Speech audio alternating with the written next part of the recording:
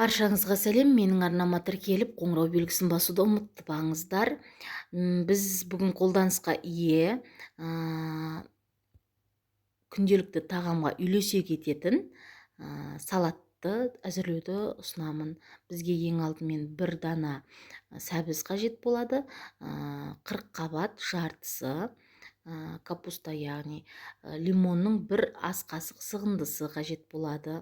Тұз, қара бұрыш және бір чесноктың бір данасы, бір бас чеснок қажет болады.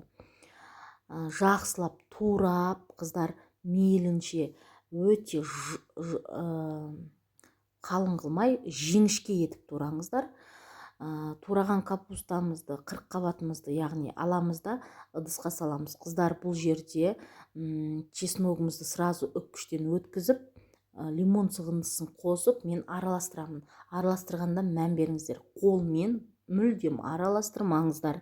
Себебі өзі соғын шығарып, капуста мүлдем езіліп кетсе, ол дәмді болмайды и вид, түрін, сапасын құртады. Қыздар, майонезді де аз қосыңыздар, көп қоспаңыздар. 2 қасық толтырмай, ас қасықпен 2 қасық майонез жетеді. Осы салатты жақсылап, жаңағы майонезімізді қосқаннан кейін араластырамыз кішкене. Қарағанын байқап отқан шығарсыздар, мен мүлдем қолмен араластырмадым.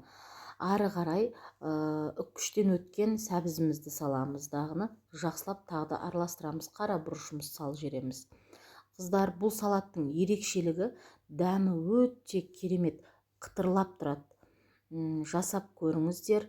Әрбір екінші тағамға үйлесе кететін салаттың түрі. Қазір көктем мезгілі, 40 қабаттың жас, сондай балғын түрлері шығып жатыр. Істеп көрсеңіздер, өте дәмді болып шығады, қыздар. Жақсылап араластырып болғаннан соң, аскөгімізді алып, жақсылап араластырып, аскөгімізді алып, турап, майдалап, өздеріңіздің қалауларыңыздай қосыңыздар. Аскөгімізді салып, ары қарай араластыра отырамыз. Байқасаңыздар, қыздар, мен тұзды ең соңында қостым. Өйткені тұзды ең бірінші салсаңыздар, ол соғын шығарып тастайды. Сондықтан ең соңында тұзды да аз мөлшерде қосыңыздар. Осы салатты үйде істеп, қыздар, жасап көріңіздер. Кеңес беремін. Өте дәмі, сондай қытырлап, тәбетті ашатын салаттың бір түрі десем де болады.